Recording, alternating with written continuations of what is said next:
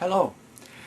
I've been inundated lately with so many emails that follow the similar theme.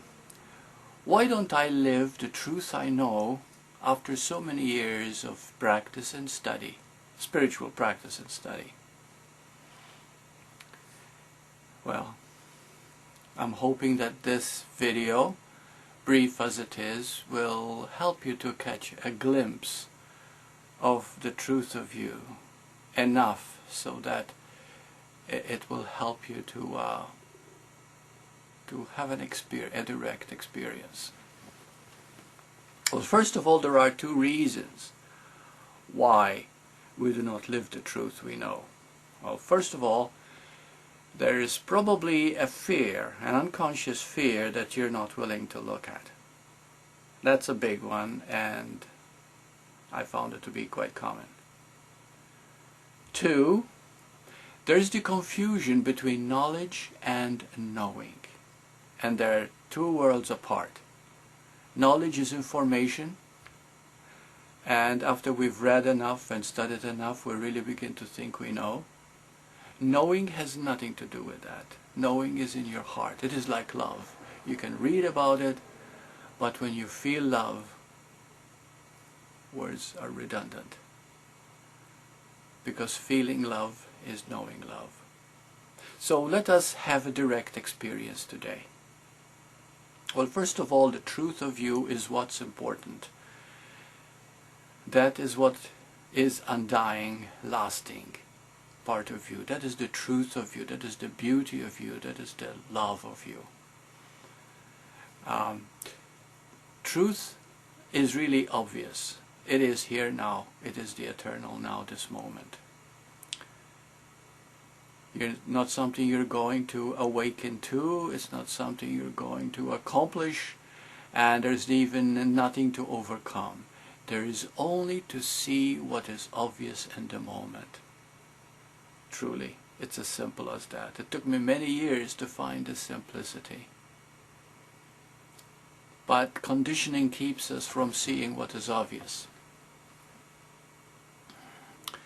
Well, so I'm going to give you a few little questions for you to inquire into and feel out. Though the noblest and highest act, human act, is to be able to look at what is obvious here and now and have the courage to face it and see it and have a direct experience of it. So, let us begin. Keep looking here directly at me and ask yourself this: who am I? I'll pause for a few moments right now so that you can feel this question. Who am I?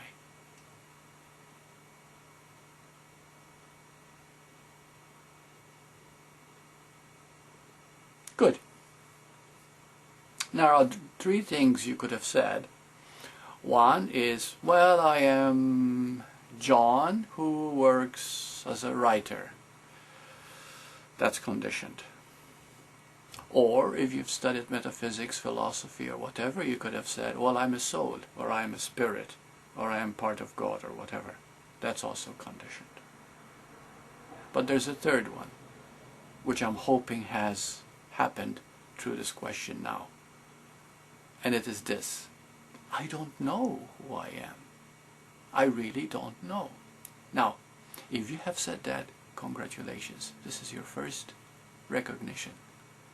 Because you see, the conditioned part of you does not know who you are.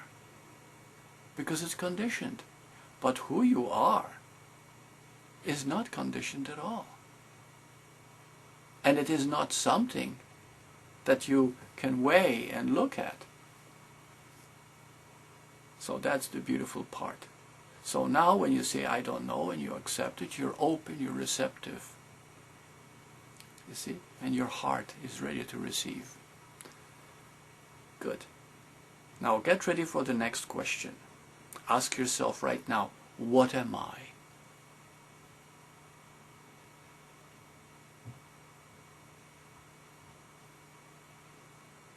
If you looked at what is obvious, you'll say, awareness. I am aware. If I were to ask you right now, how do you know you exist? And you'll probably say, well, of course I do. Well, who is it that knows that? Is it a thought? Is it a belief? Is it a conditioning? Is it a memory? No. You know you exist because you're aware. Awareness is the truth of you, pure awareness.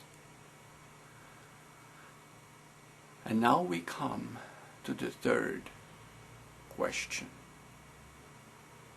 What are you aware of? And you see, what you're aware of is thought, is mind. This makes up your whole world. If you're aware of a miserable world, then you're miserable. If you're aware of people being kind and gentle and loving, then you're gentle, kind and loving in your heart. Because you have the power. That power is awareness. And what you're aware of is the mind. The world that you see, the people that you see all around you, everything that you see and experience is mind. Totally. Derived from pure awareness. The essence of you that is changeless, beginningless and endless. How wonderful to know that. And then, when you know that you are that awareness, then you have the power that you can direct whatever you're aware of. Because your life that you live every day is made up of what you're aware of.